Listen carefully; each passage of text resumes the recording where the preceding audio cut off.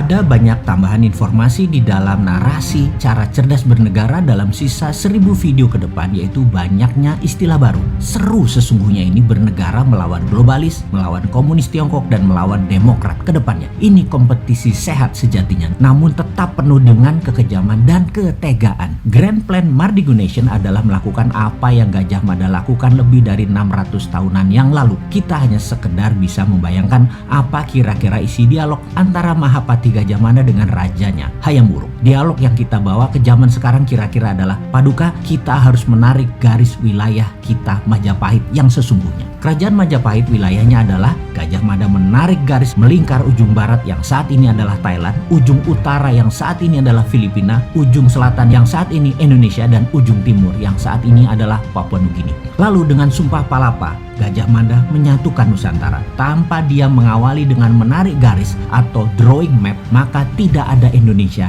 saat ini. Wilayah Indonesia saat ini adalah wilayah jajahan Belanda.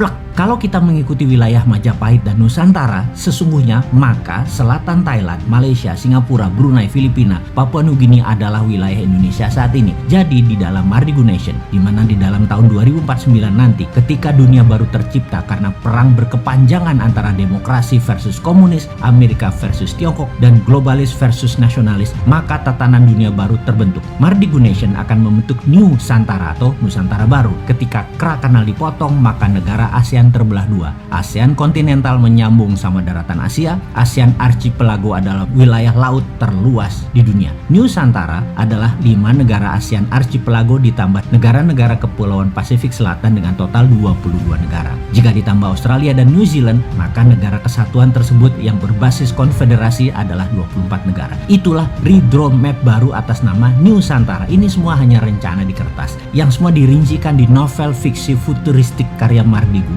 yang berjudul Negeri Cincin Api. Namun sebagai narator halunya Bosman tadi adalah pesan yang ditunjukkan ke anak muda yang memiliki new mind adalah semuanya itu mungkin terjadi. Bertahap kita susun rencana untuk sampai ke sana. Kalaupun target bintang kita capai tidak tercapai untuk menjadi Nusantara tersebut, maka setidaknya bulan kena lah. Rencana pertama adalah Indonesia harus menjadi negara berdaulat dalam beberapa bidang yang akan kita dominasi. Yang mana Indonesia harus menjadi price maker. Dalam berdagang ada istilah price taker dan price maker. Price taker bukan kita yang menentukan, namun para pemain besar seperti big boy di dunia currency atau para trader besar di dunia komoditi atau dunia tambang mineral lainnya pada indeks bursa komoditas. Di sisi lain, price maker adalah kita yang menentukan sendiri harga produk kita yang kita buat. Di dalam price taker, Indonesia yang memproduksi minyak saja tidak bisa menentukan harga minyak karena yang menentukan pasar adalah pemain besar bukan dari Indonesia. Seperti Saudi yang menghasilkan 40% minyak dunia, itu pun hanya bisa pasrah oleh pasar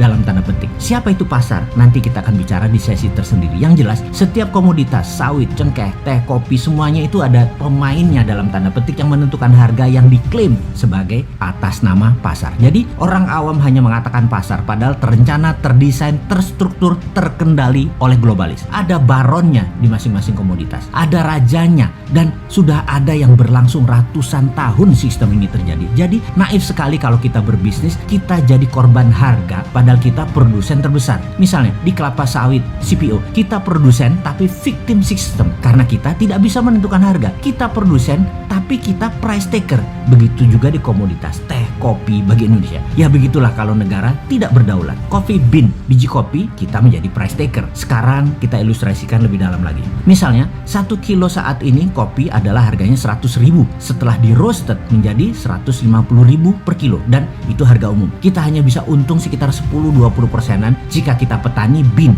atau petani biji kopi. Ketika digiling dan dipilah dengan mutu bagus, kita pisahkan dengan mutu sedang, kita pisahkan dengan mutu rendah, maka mulai harga berbeda, dan yang menentukan ini sudah pabrik produsennya. Dan ketika diberi merek mulai dari kopi kapal api, kopi ABC, Nescafe, Dolce Gusto dan lain sebagainya, maka penentu harga ditentukan oleh sang produsen tergantung target pasar retail mereka. Di sini margin keuntungan bisa lebih besar, yaitu 20 hingga 30%. Ketika Starbucks masuk ambil dari petani kopi bean, diproses hingga diseduh dalam bentuk cappuccino, frappuccino ditambah suasana nongkrong, maka dari bean melompat 3 lapis, melompat roasted, manufaktur langsung ke pelanggan. Maka margin keuntungan per kilo bisa sampai 1000% karena dari Rp100.000 per kilo diproses hingga jual 15 gram 50.000. Catatan, harga cappuccino di Starbucks hanya membutuhkan 35 gram kopi kurang lebih, atau 1 kilo bisa buat 30 cup cappuccino. Ini adalah price maker strategi, di mana strategi bis tadi menentukan harga premium dari sebuah kopi atau maksimum potensial dari sebuah komoditas kopi. Dalam strategi price yang dilakukan Starbucks, ini adalah contoh tersempurna.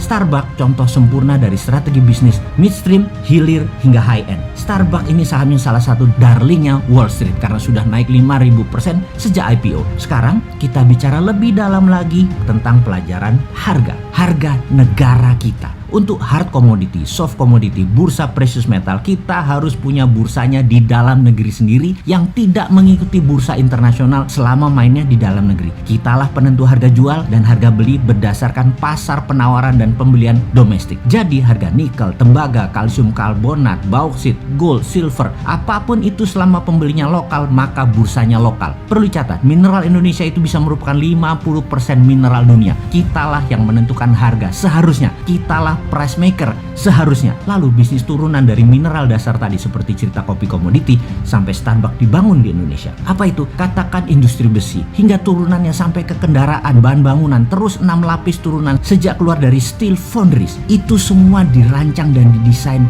beruntun. Ngeri nggak tuh kenaikan nilai atau value added produk tadi? Karena itulah Grand Plan Nasional harus fokus di manufaktur dan industri turunan mineral. Inilah dalam Mardigu Nation yang disebut sebagai mineral road atau obor Tiongkok ala Indonesia sebagai alat tawar, di mana alat tawarnya adalah mineral.